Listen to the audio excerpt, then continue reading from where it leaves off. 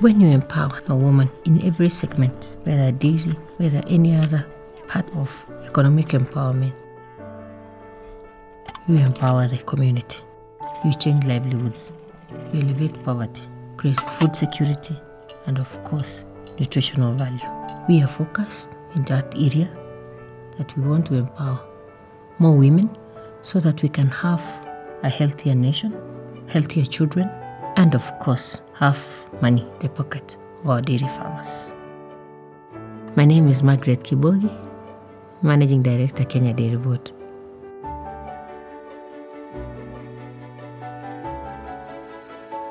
I was brought up in a dairy setup. My father was a dairy farmer, and I'm equally a dairy farmer. And when this was placed, and I thought this is a very exciting job because I could identify with it. And I understood the challenges and the opportunities within that segment. I applied for it, and ever since then I've enjoyed working as a managing director. We have made a lot of strides since I became the managing director. Some of the areas that I've seen success under my leadership is the development of policies that include the gazettement of the Dairy Regulations 2021, establishment of the National Dairy Laboratory, and it is now fully operational. We are able to know the status of the milk in terms of safety and quality. We are able to now enhance the surveillance. Also, the construction of our own building. We've also seen growth in terms of value of milk processed. We have seen more people joining the dairy sector, the number of processors moving from 20 to 40. We have also grown in terms of branch network to ensure that we reach to more of our stakeholders in the country.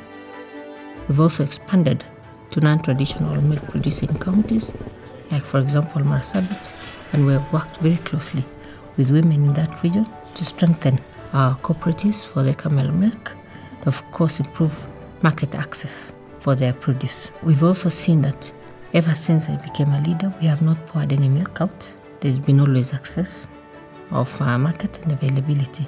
We're also growing export market. And last year alone, we did 5.5 billion. Also looking at the region, we've been able to reduce non-tariff barriers within the region. During, of course, my time, we became a member of the International Dairy Federation, where we sit in as a committee and we're able to make decisions at that level so that we can be able to influence and position our country globally. We want to sustain our lead in production. We want to sustain our lead in consumption. So we are promoting the school milk programs to ensure that the consumption of milk and milk products continue going up so that we don't reduce the consumption of milk in the country.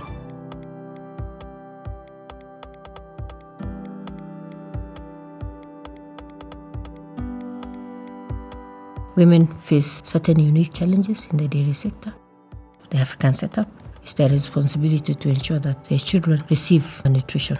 And during drought, they're not able to access good nutrition and more so milk for their children. So the children face cognitive challenges in terms of growth. They also have challenges in accessing financing because most of the time in this setup, women don't own property. It is their husbands or their family members who own the properties, and they're not able to expand as fast as compared to the men. Sometimes also during trainings and field days, they also have limitations because they have other responsibilities at home that limits them from moving to go and get training. So what we do is to make sure that we actually go to the lowest part where we can be able to access those women and be able to train them.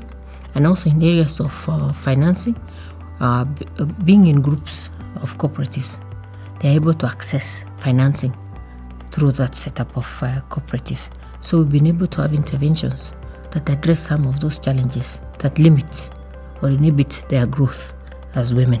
The government of Kenya has given women equal opportunities in employment, equal opportunities in economic, equal opportunities in agriculture, equal opportunities in the dairy sector. Where there are other challenges, we are able to reach other agencies to be able to support.